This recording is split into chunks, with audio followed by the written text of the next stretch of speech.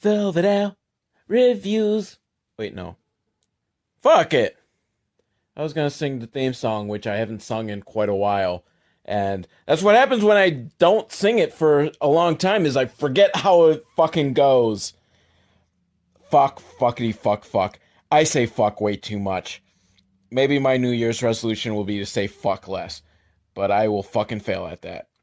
So, once again, we're in the midst of the holiday episodes of Velvet Owl Watches Movies, so you don't have to. Now, I don't want to do too many Christmas movies, and there really isn't like a whole lot of other holidays. So, I looked it up, and on December 14th, which this episode should be up before then, so it'll give you enough time to celebrate it. But December 14th is National Monkey Day, which I think is much cooler than doing more Christmas stuff. We should focus more on Monkey Day. You know what? Christmas, Santa, Jesus, you've all gotten too much credit or fame or focus or whatever. We're sick of you. There will be plenty of time for Christmas movies afterwards, but I'm going to do a monkey movie. I am doing Blood Monkey. I was thinking about Monkey Trouble, but I can't find it for free. Actually, I'm going to go check and see if I can find it for free. If not, we will watch Blood Monkey, starring F. Murray Abraham, which you may remember is the guy who killed Mozart. And the description for this is revered. Yeah, it's pronounced revered. A revered but mad professor leads a band of students into the African jungle to find a tribe of killer chimpanzees he believes to be the missing link. Now, of course, I will point out, chimpanzees are not monkeys. Monkeys are not apes. So already this film has just got it wrong with the title. But I did check it, and Monkey Day does celebrate all simians. So even though this film's about chimpanzees, and it's got monkey in the title, so close enough for Monkey Day.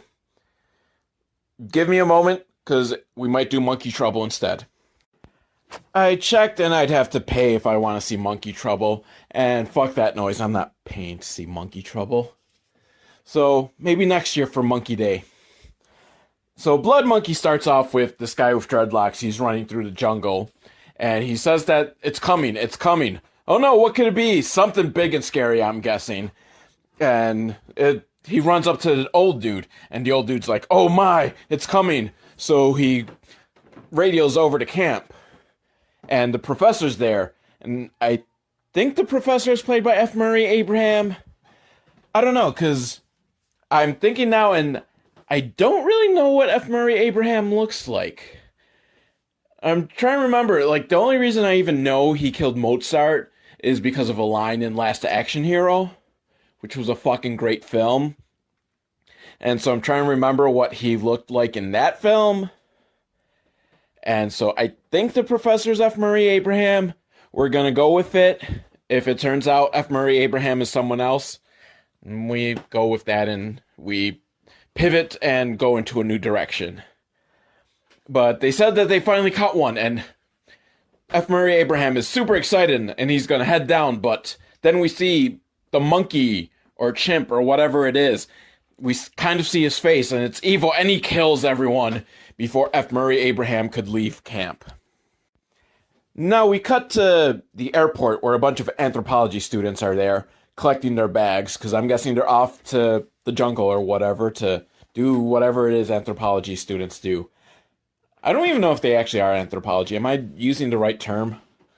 Whatever studies like animals and stuff like that. So we've got, I think, the head girl, because she's the one filming, and she's yelling at everyone, and she's wearing a bandana. So for right now, she's bandana girl. Then we got a hot chick, because, of course, every expedition... I mean, personally, I think bandana girl is hotter than hot chick, but obviously they're trying to make hot chick the hot chick, so we'll go with calling her hot chick. And then there's average looking girl. Now on the guy side, there's nerdy guy. There's douchebag, because he's like completely like the douchebag frat bro that, every movie, like you've got this group, and there's always the douchebag frat bro, and he tells us, he's more of a fan of Homo sapiens with big tits. Which, I mean, that's relatable, but you're on an anthropology expedition, and he takes the camera and he's trying to film like hot chick. Because, he's a douchey frat bro.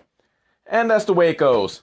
And then there's nondescript guy, who's kind of just standing in the back, kind of looking like your 90s, not quite grunge, not real grunge, just wannabe grunge guy. So I'm not sure I think I'm going to stick with nondescript guy for his description, because he is very nondescript.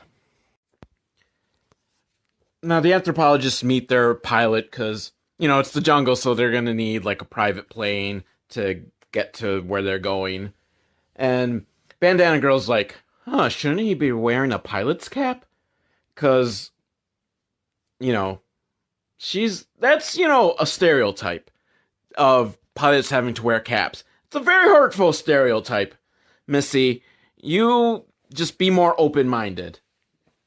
By the way, everyone in the expedition is British, except for douchey jock bro and conceited hot girl, because I could see what this film thinks about Americans. And, they're right. When they're right, Yeah, the conceited, bitchy hot girl and the douchey jock bro, they're the Americans. Over in the jungle, F. Murray Abraham and his assistant, which is this girl with like a huge gun, because she's kind of like a gorilla girl. But not gorilla monkey, but gorilla Guerilla. So, jungle girl. Man, I don't even know how to explain it properly, but you know what I'm talking about. So she's gorilla girl, because she's got a gun and she's wearing camo. And they find the site of where, the trap was laid, and there's just few body parts strewn apart, so no one has survived. Meanwhile, Bandana Girl is just being annoying and trying to film everyone, and no one wants to be on camera, because fuck her, she's annoying. Which, yeah, she is annoying, and yes, I would like to fuck her. I'm just being honest. Honestly, I would prefer her over the hot chick. But that's just me. Maybe it's the bandana. I do have a bandana fetish. So the plane drops them off, and they catch a ride from the locals, who will only go so far into the jungle, and then the anthropologists are on their own. Never a good sign. The locals don't want to go any further, and they're like, fuck you, you guys are on your own. Danger is coming. So I'm walking through the jungle, and nothing really happens, except douchebag jock bro throws a fake snake at the bandana girl, which scares her, and then and she yells and slaps him. And it seems like the hot girl is starting to get some feelings for the nerdy guy, which I can't really blame her, because her other options here are the douchebag jock bro and the nondescript guy. So the nerd is kind of like the guy that has a good personality. So they've got their campsite, and nerdy guy is trying to build a fire, and he's working at it for a super long time, and then douchey jock bro decides to be a douche and be like, hey, I've got a lighter. Ha ha ha ha. But then suddenly they get scared, because there's something out there hiding among the leaves and trees, and they see these glowing eyes, and like, oh no, it's gonna get them, it's gonna kill them. But they get saved by Gorilla Girl, who stops by and she throws some flares at whatever it is that's hiding, which causes it to run away. And apparently she's their guide, and she's gonna take them to F. Murray Abraham. It's morning now, and F. Murray Abraham comes into the tent to wake everyone up. although they're kind of already awake, but he's telling them it's time to go, and they're kind of surprised that they're going to leave this campsite to go somewhere else. But he's got special animals and stuff that he's studying that's going to blow their minds or something. Top secret stuff. They're going to learn new things. Then they're surprised to find out that Gorilla Girl has stolen all of their cell phones and just thrown them all into a bag. And they try to argue like, no, you can't take our cell phones. And to show that she's serious, she takes Hot Girl's makeup case and fucking spin kicks it. Just kicks the shit out of it, like, to let them know, like, yeah, don't fuck with me. And so they're kind of like, okay, so, yeah. And F. Murray Abraham tells them, like, yeah, we can't have cell phones because I can't have you leaking the information of what I'm studying. And then we get a close-up of a roll of toilet paper. And I'm not sure if there's some significance to that shot. Like, usually, like fucking Chekhov's gun, like, you don't put a gun on the stage if you don't plan on using it, and you don't put a roll of toilet paper in the screen if you don't plan on something happening with that roll of toilet paper. And if nothing happens with that roll of toilet paper, I will be very upset. Because why would you focus on it so much? Granted, it was like 3 seconds, but still, it was like a close-up of a roll of toilet paper. Why? Did they need to, like, pad this film out by 3 seconds? Now, F. Murray Abraham isn't allowing cell phones, but he is allowing Bandana Girl to videotape it all, which would make me very suspect, because, he's not allowing cell phones because he doesn't want anything leaking out. But obviously, if it's taped on video, it could get leaked out because she's going to share it with everyone. So I think he doesn't plan on letting them leave alive. The cell phones, like, that could get out in real time. Like, oh, no, we'll not do that. But the video camera, like, oh, yeah, because you're not going home alive, so I can confiscate it. Ha, ha, ha. I don't trust F. Murray Abraham. Remember, he killed Mozart. And by the way, Bandana Girl's not wearing a bandana anymore, but I'm going to continue calling her a Bandana Girl. So just keep that in mind as you're picturing this, that she doesn't have a bandana. So they're walking across and they come across a valley, which F. Murray Abraham is all super excited about exploring. And the only way to get down is climbing down mountain climber style with the ropes and all that. And of course, well, F. Murray Abraham's crazy, so he does it with no problem. And Jock Douche Bro is a Jock Douche Bro, so he does down with no problem and without a shirt. The average girl and the nondescript guy, since they're so average and nondescript, they kind of just do it. And then, not do it, they just go down. And then the hot girl and bandana girl, they're kind of like queasy, like, but they manage to get down. And then nerd boy, he's just too scared and he's slow to move. And I thought, like, okay, maybe they're going to try to build up some tension and danger, like, oh no, is he going to fall? But no, Gorilla Girl just kind of gets pissed off at him and kicks him, and then he finally gets down. Which I don't trust Gorilla Girl. She's going to be the one that ends up killing them all, isn't she? She just fucking kicked them. Like, you're taking too long, asshole. Kick, kick, kick. It's nighttime, and they're all gathered around the campfire, and F. Murray Abraham brings out a skull. Ooh, creepy. And the skull, it's kind of like a monkey skull, but not quite. And it's kind of like a human skull, but not quite. This might be the missing link that they're after. They might have found it. It's the link between monkey and man, because F. Murray Abraham, despite being a professor or something, I think. I forget. Has it been said he's a professor? Well, he must be if these anthropology students have come out to, like, study with him. Apparently does not know evolution and does not know that there really isn't a link that monkeys turn into men. Actually, to be fair, he isn't actually saying that monkey turned into men. He's just saying it's something. I don't know. They're on the cusp of finding some new creature that has been extinct, probably, that no one knows. It's somewhere between man and ape. And then suddenly they get a scare because it's the old bearded guy from the beginning of the movie. He has made his way back to the camp and he's missing chunks of flesh. Like, oh no, what's going on? F. Murray Abraham takes him away from the students so that they don't see what's going on, but it's creepy, it's scary. What took pieces of his flesh? Like, seriously, like I can see some brain matter coming out and some of his like guts. He's just missing pieces of his body.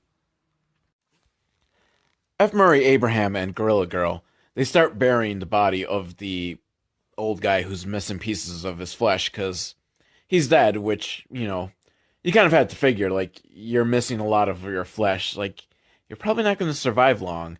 So I don't know if he died there or if they, you know, just gave him mercy killing and then buried him. But average nondescript guy and plain girl, they're watching this and they're like, man, this just doesn't feel right. Maybe we should leave because the hot chick has been talking about leaving and, you know, maybe they can make their way back without help and they'll just leave on their own. Meanwhile, Hot Girl has to go to the bathroom and, you know, is this where Chekhov's toilet paper is going to come into play? No, the roll of toilet paper's there. So, but suddenly, kind of like in a Friday the 13th movie, there's noises. And then a knife rips through the canvas that makes up the door of the outhouse sort of toilet thing. And something or someone or something grabs Hot Girl and drags her away. The next morning, the rest of the students realize that Hot Chick is gone. And they're like, whoa, what's going on?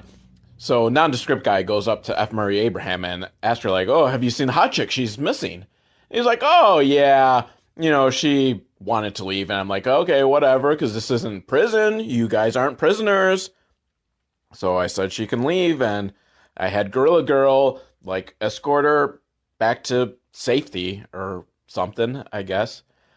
So obviously he knows something. He's behind her being pulled and disappeared. And I'm guessing Gorilla Girl is probably burying the body right now. Because, you know, he's not worried and he's obviously lying. So nondescript guy tells the rest of the students, like, yeah, that's what's happening and now we got to move on. And nerdy guy's like, that just seems so weird. Why would she leave without saying bye to me? Because nerdy dude, she was fucking out of your league. You might have thought you had a chance, but nope. So she's vamoose, and so is your chance of getting laid. But lo and behold, Hot Chick actually is still alive for the time being now. But yeah, she is being dragged off by Gorilla Girl, being dragged through the jungle. And Hot Chick, she's screaming the whole time while she's being dragged. Which makes me think of a flaw in this plan of they kind of grabbed her. And when they grabbed her, she was yelling. So how is it that no one else at the camp heard her yelling? Did they get knocked out? Was there poison gas, something in their drinks that knocked them out for the night? But so, Gorilla Girl gets her into the heart of the jungle, and then roundhouse kick to the face. I love Gorilla Girl and her roundhouse kicks. You know, she's just fucking, like, roadhouse this shit. I'm cheering for her, even though I'm sure she'll die because she's bad. And she'll get her comeuppance at the end. Though I'm hoping she roundhouse kicks a monkey. Let's go for that. So she roundhouse kicks Hot Chick into the river and then runs off. It's not enough to kill Hot Chick, but she's still like now dazed and has no idea where she's going. And she stumbles across the trap from earlier where there's still like body pieces from all the people that were eaten up by this monkey ape thing, the blood monkey. And sure enough, blood monkey attacks. And we get a quick glimpse of his face that kind of looks like a monkey, and he rips half her face off, which is what real monkeys and real apes will do. They will chew your fucking face off. So don't get one as a pet. Gorilla Girl then catches up to the rest of the group, and all the students are like, whoa, whoa, whoa, whoa, you came back really quickly. Like, there's no possible way you could have gotten Hot Chick to safety and then gotten back here. But F. Murray Abraham's all like, she's super fast, and she just ziplined it. And all the students are just kind of suspicious now, like, this isn't right. What's going on? And Nondescript Guy, he's been ripping up his t-shirts and tying them around trees so that they can have a path back. That's very smart. It's like breadcrumbs, except smarter than breadcrumbs, because birds will eat the breadcrumbs. And that's just wasteful of food. You know, you don't know how long you're going to be stuck here. You might need to eat those breadcrumbs. But no, you've thrown the breadcrumbs, and all the birds have come by and eaten them all up. And then they see, like, huge swarm of flies, and they're all gathered around a big piece of meat that looks like someone's rib cage ripped out. And F. Murray Abraham's all like, you don't have to worry about it. Let's move on. But the students are like, this doesn't seem right. And Nondescript Guy, who I guess is going to be the hero of this movie because now he's doing everything, he's like, I think this was a warning left for us. Something bad's going on. And there was like a little dog tag, not a dog tag, but some sort of like necklace chain charm or keychain or something. And he grabs it because it's going to be important. You know, we already got fucked over on Chekhov's toilet paper. We better not get fucked over on Chekhov's keychain. Nighttime, and they're all gathered around the campfire. And there's something making a lot of noise out there. It's scary. Everyone's scared. Even Gorilla Girl is scared. And F. Murray Abraham decides it's time to tell the truth. See, out there is a missing link. Except he's not missing anymore because he's been found. And there's a bunch of them because they've been mating and living down here. And he is going to find them and prove that they exist so that he could become famous. And that's why he brought students along, because they weren't going to outshine him because they're stupid students. And then he says, no offense. Which, people say no offense, but they meant the offense completely. Otherwise, they wouldn't say no offense. They would just be kind of clueless, like, oh, I didn't realize that would offend you. I'm sorry. Like, no, I know this offends you, and I don't give a fuck. So, all the students are starting to make a plan, because they know they got to do something. And the plan has been decided that Nondescript Guy is going to steal the gun after they fall asleep. Because he's nondescript, so he's completely expendable. And before he sets off on his suicide mission, while he's sleeping in his tent, well, he wasn't sleeping yet, but the average-looking girl comes in to spend the night in the tent with him, because, he's off on a suicide mission. He's going to get killed, so he might as well get laid beforehand. Except I don't know if he actually gets laid, because we don't see if they have any sex.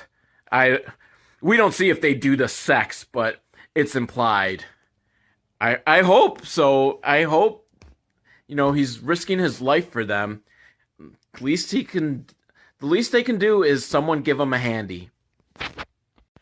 And okay, I love you, movie. I love this. This is a great scene. It's up there with like all the great scenes in Citizen Kane and Gone with the Wind and Good Burger. It's fantastic. So it starts raining, or so they think, inside of their tents. And we see the rain. It's actually coming in streams. And it's yellow. Yes, the blood monkeys are fucking pissing on them. It's fucking awesome. Just a POV shot of monkeys pissing on a tent. Is this a movie or is this Pornhub? I don't know. I do not go into those categories. They just kind of scare me. But yeah, this is fantastic. The blood monkeys are fucking pissing on their tents. And they're like, it smells. It smells like piss. So I don't think it was just rain. You know, some animals, they piss on their preys. Prey. They piss on their prey before they eat them. And they start joking like, oh, haha, yeah, they're going to come and take us. Hell, they're going to take the nerdy guy. And you know what happens? One of the blood monkeys takes the nerdy guy out of the tent, rips him out. Oh! A lot of yelling. Hopefully they piss on him again. Because that was fantastic. I want more. That is what's missing out of movies, is monkeys pissing on people. Every good movie should include that. Just, yeah. Fan-fucking-tastic. I love you, movie. I love you. And had they kept that toilet paper, they might have been able to wipe up the piss. I don't know. I'm still upset that we have not gotten further into that roll of toilet paper. So everyone goes into the jungle looking for Nerd Boy. And Gorilla Girl thinks she hears one of the blood monkeys rustling through the trees. So she starts shooting at it. But no, it was the jock douche bro, and she shot him accidentally.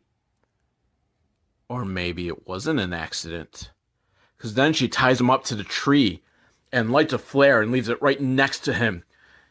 She's using him as bait. She's going to trap a blood monkey, and she hides behind a tree, having her gun focused, waiting for the blood monkey to come.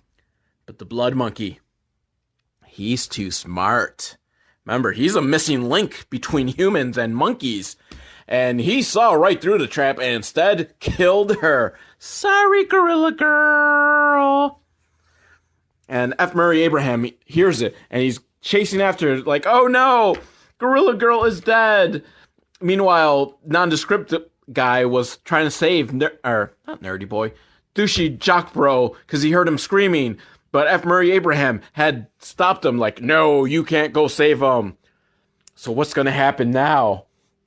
Will F. Murray Abraham be able to save Gorilla Girl?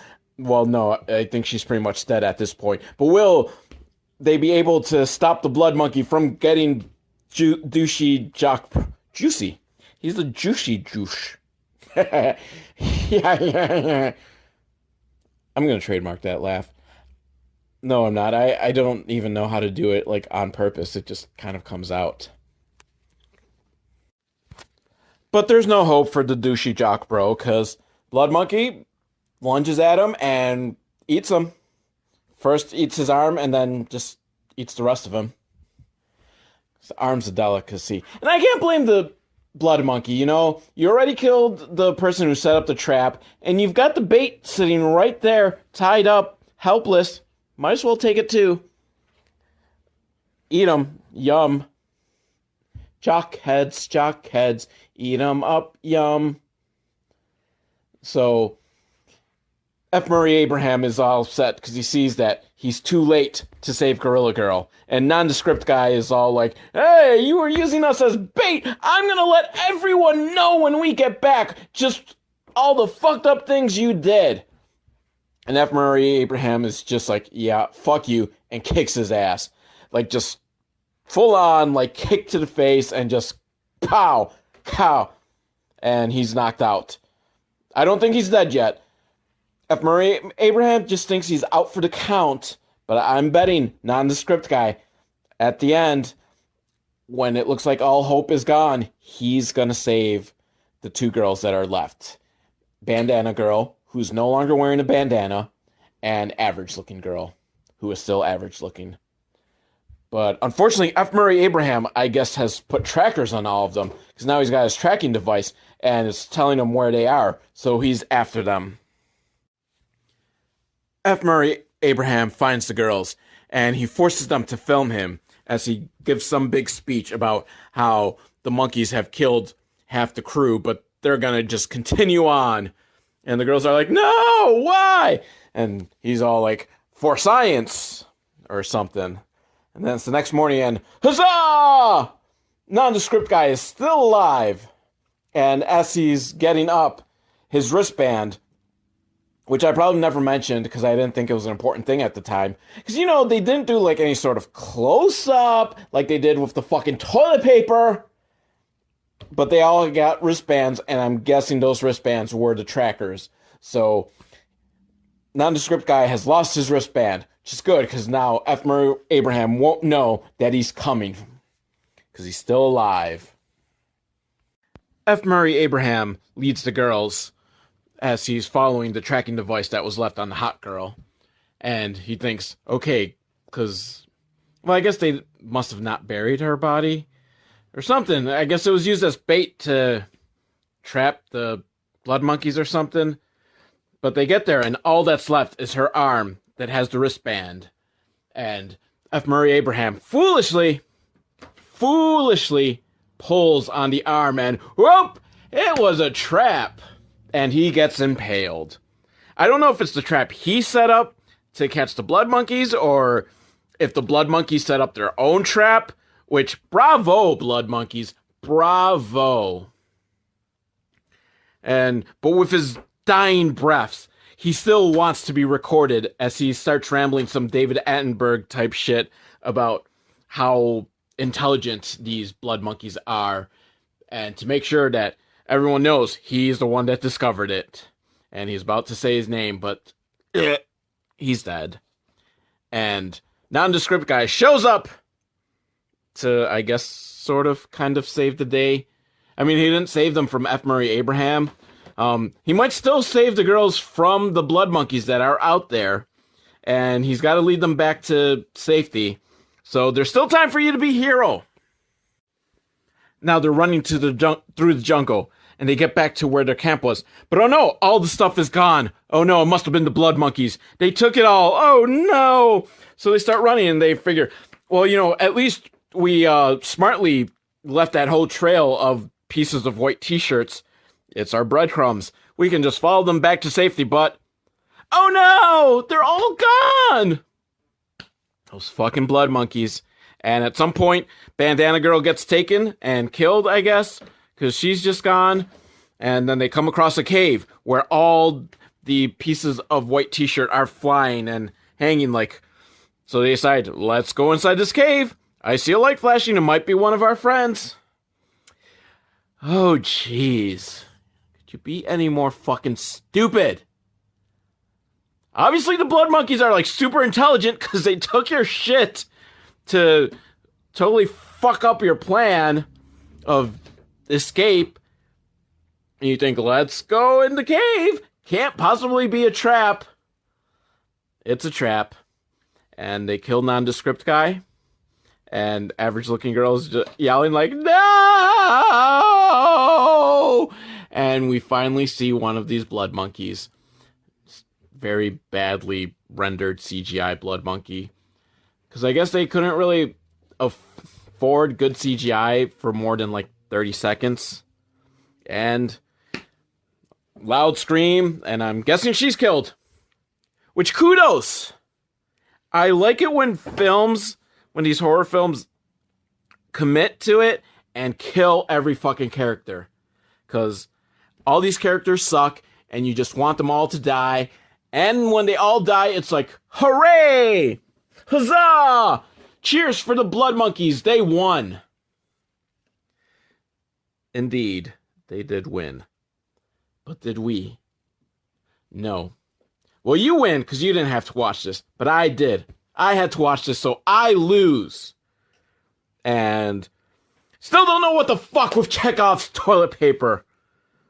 So no, blood monkeys, you do not get off that easy. Even though you killed everyone, you still did not tell me what was up with that roll of toilet paper.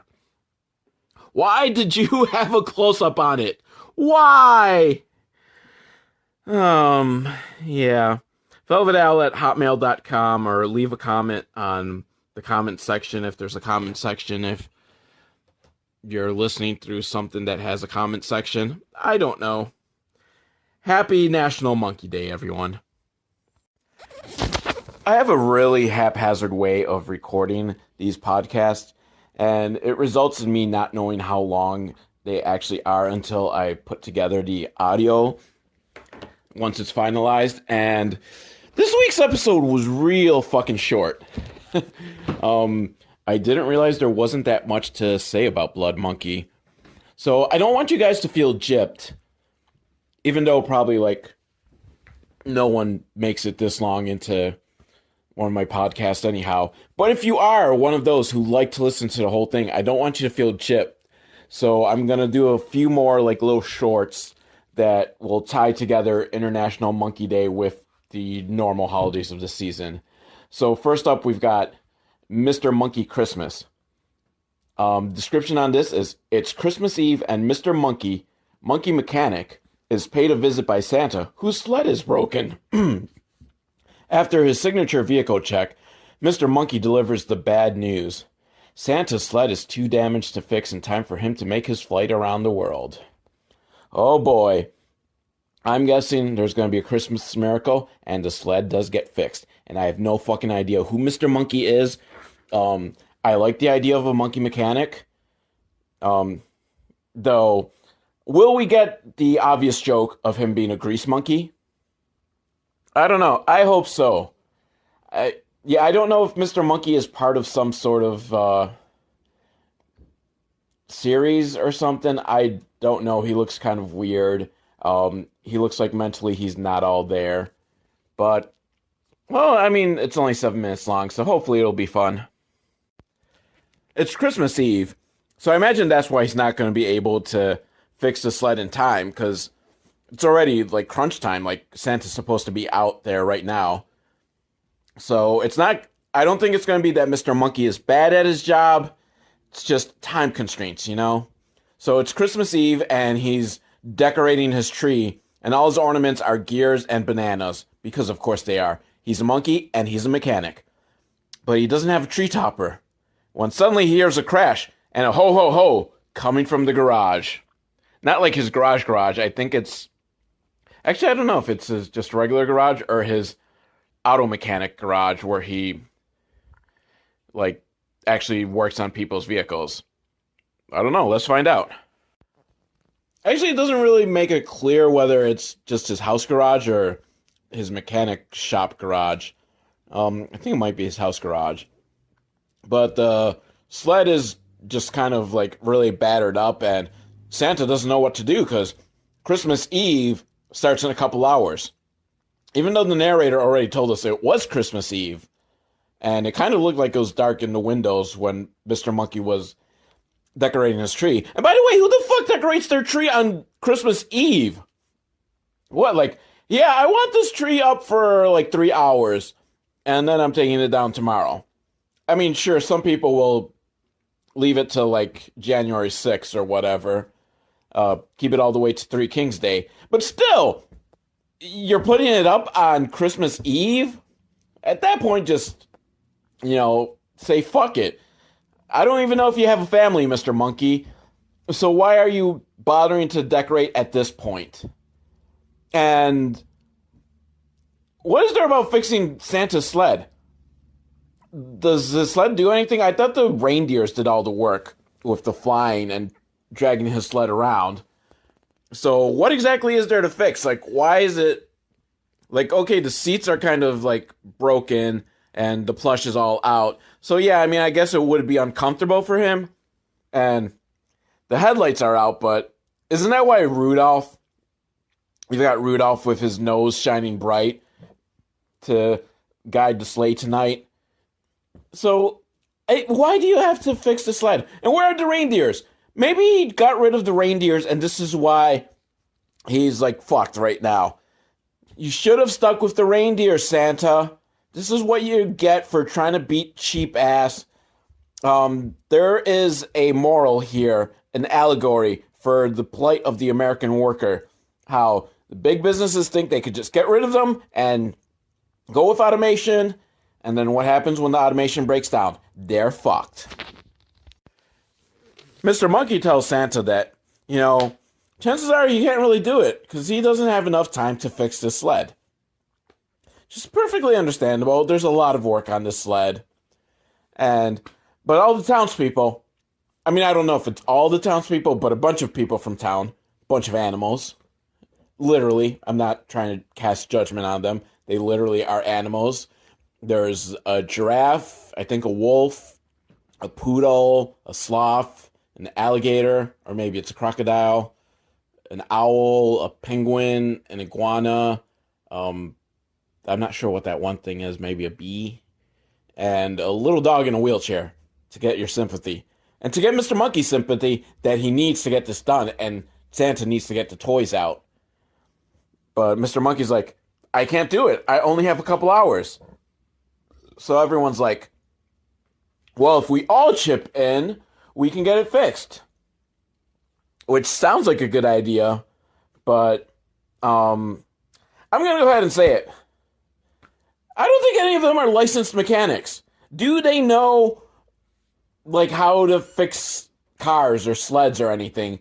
The kid in the wheelchair, I don't mean to sound callous, but you're fucking useless in this job. You're pointless. And I mean, like, what if, like, you've got certain parts that can't be done until other parts are done, and that's what helps bring the time. You can't do both of them at the same time. I don't think this is going to work. This is going to be some shoddy workmanship, too, because these people are not trained. I'm damn sure the poodle does not know how to fix vehicles. She does not do a damn thing for herself. So, I don't know. I think this will be a clusterfuck. Also, there's a sloth in the group. Sloth's just gonna fucking slow everything down because he's a sloth. They move slow. And, you know, that's why they're like my spirit animal, because they're kind of just chill and don't do anything. And it's all cool. So I'm not disparaging sloths, but they're just slow. So they're gonna fucking he's gonna fucking slow down this project. But Mr. Monkey's not worried because he's got his trusty monkey wrench. I should have seen that one coming. I really should have. So they start working on this, and I'm not really sure what a lot of this stuff is doing that is saving any time. There's a lion who's lifting, kind of like bench pressing the sled so Mr. Monkey can work underneath it. So I guess that saves him the time of going to get a lift to lift up the vehicle. I'm not sure. And the chameleon is going through all these different paint swatches so that they can find the right paint color. Now, here's something like that could be cut out to save time. Do you really need a new coat of paint on the sled? I mean, eventually, but that's something that could be saved for the next day. Your time is of essence. Why are you fucking repainting the sled? But it's a Christmas miracle. And they managed to finish the sled in time with its snazzy new paint job. Again, probably could have finished it earlier without the snazzy paint job, but you got it done in time, so I guess it's not for me to complain. And so they help Santa get him some momentum so he could get the sled flying. I'm not sure. I don't understand sled physics for magical flying sleds.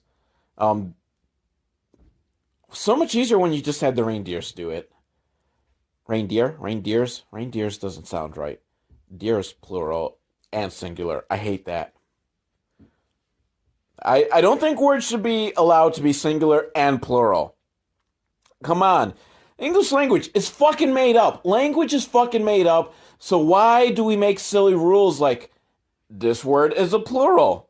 What? Why? You know? There's wishes, dishes, but not fishes. Why? Who decided we can't have fishes?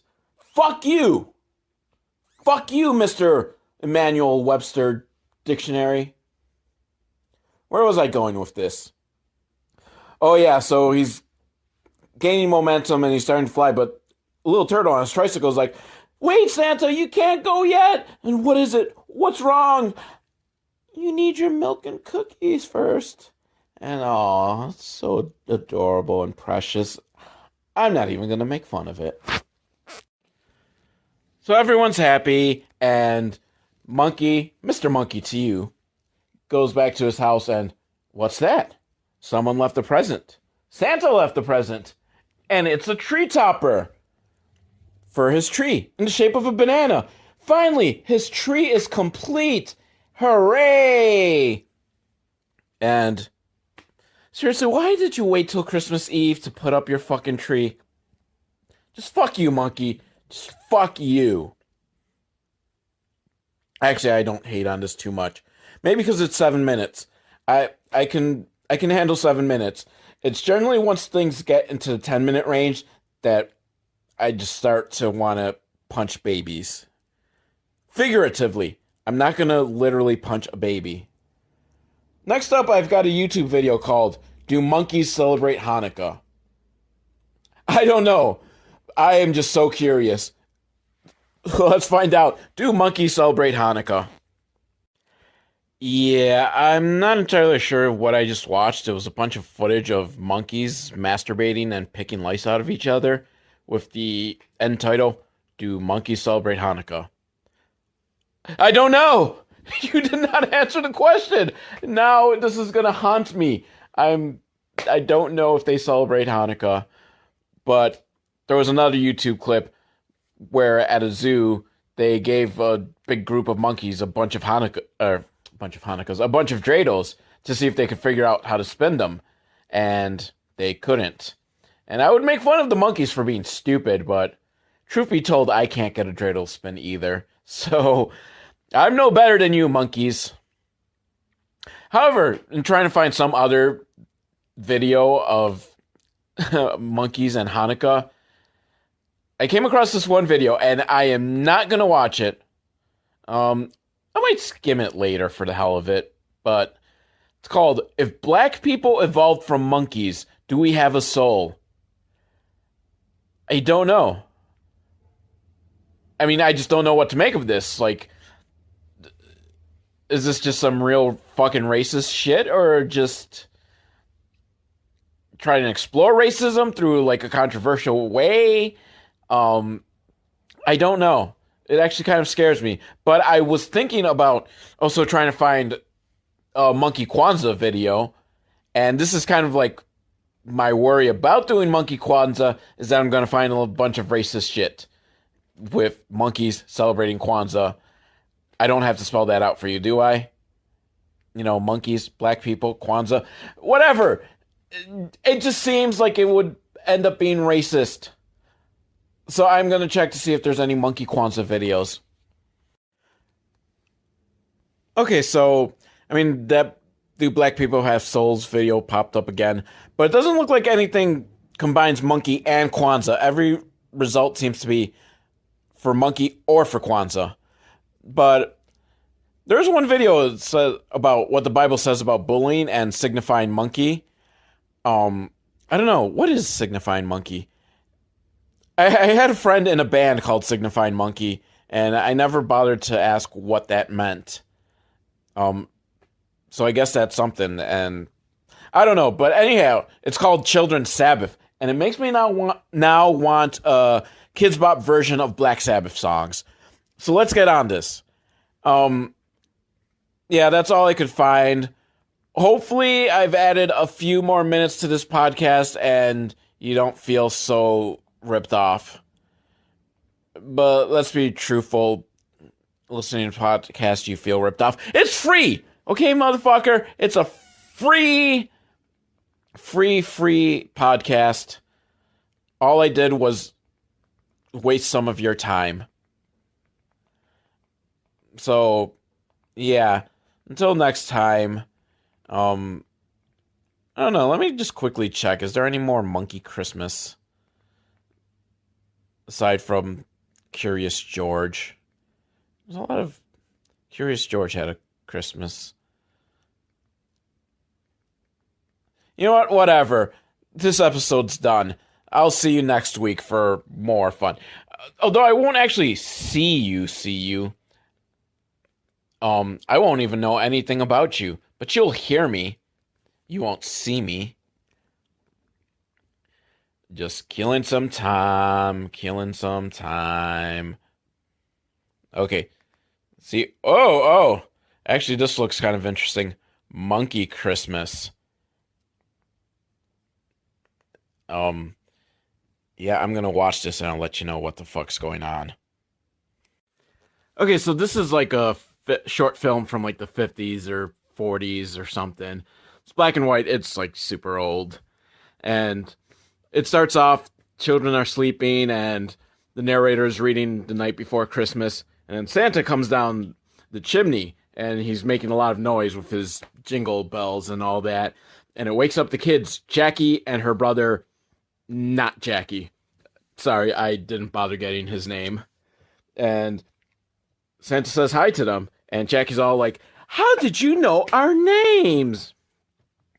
And then her brother's like, "It's 'cause it's Dad dressed up." "No, it's not. It's Santa." "Okay, so, you stupid little girl." Yeah, I'm already like, is that heartless of me? I should be more in a festive spirit. But no, she's a stupid little girl, because she believes it's the real Santa, but wonders how he knows her name. He's fucking Santa! I mean, if he's delivering presents, he has to know your name, right? He's not just gonna randomly drop off a present. Or maybe he does. He doesn't care what your fucking Christmas wish list was. Here, you get a baseball bat, a baseball mitt. I don't care that you don't like baseball. I'm Santa, ho, ho, ho, give me some milk and cookies. If you believe it's Santa, why do you question how he knows your name? So Santa's gonna tell them a story about Monkey Christmas. See, monkeys aren't that different from you and me. So, mostly we're getting, like, I think some leftover stock footage from some educational film. So there's just shots of monkeys running around and playing and having fun. And he tells us about a monkey, Charlie the monkey. And Charlie, he doesn't like the water, but he jumped in the water because there was a pretzel. And he was like, I want a pretzel. All the other monkeys, when he's trying to get out of the water, is like, no, give me the pretzel. Because they're bad little monkeys. Those monkeys need to get spanked. You knew at some point in this episode I would have to make a spank the monkey joke, right? I'm surprised it took me this long. This episode kind of almost went to the air without me making a spanking the monkey joke. I'm glad that I decided to go back and add some extra filler. So, but then they go to bananas and they eat too many bananas and, oh, Charlie's tummy is sick, so now he has to go see the doctor. And I was hoping we would get a monkey doctor. Like this one movie I saw, Dr. Chimp or Dr. Ape, Dr. Monkey maybe. I don't know. It was something with a doctor, and the poster showed like a doctor wearing a doctor's coat, or wearing a monkey wearing a doctor's coat, and I thought like, oh my god, this is going to be so awesome. The monkey is a doctor. And no, not at all. I don't know what they came up with this idea. The monkey, well, helped the kid through homeopathic medicine, some bullshit. The monkey actually didn't do anything. He wasn't a doctor. He just was the kid's pet or something. So I was so disappointed that Dr. Monkey Chip Ape was not an actual doctor. And I was hoping that we were going to get that here too.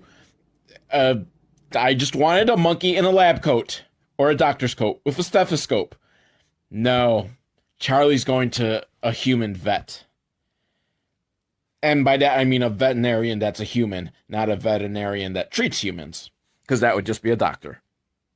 Apparently Virginia is the girl and Jackie is the boy. So, I got one of the names right, just to the wrong person. So, but we learned that monkeys also celebrate Halloween.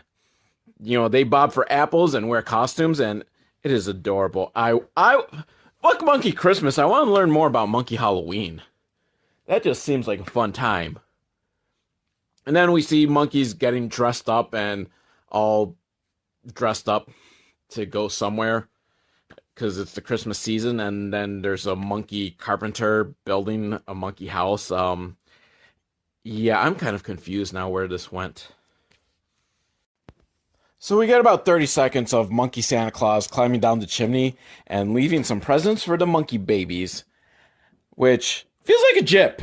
I want more of Monkey Santa. I like Monkey Santa better than Human Santa. And Human Santa then gives us a really fucking long speech on what's real and what's not real, and that if you don't believe in Santa, you may as well not believe in fairies, which is a very, very odd argument, I think. It's a whole, if you don't believe in this one imaginary creature, then you may as well not believe in any imaginary creatures. Like, yeah, because they're all fucking imaginary. Why would I believe in any of them? You're not making a good case here, Santa. In fact, you're putting me to sleep. What was the point of even your monkey Christmas story? What does that prove? That you just had a lot of footage that you were trying to just get rid of and use? Perhaps. I don't know. But I'm done for real this time. velvetowl@hotmail.com. Leave a comment. Do something. Do some shadow dancing. It's all good.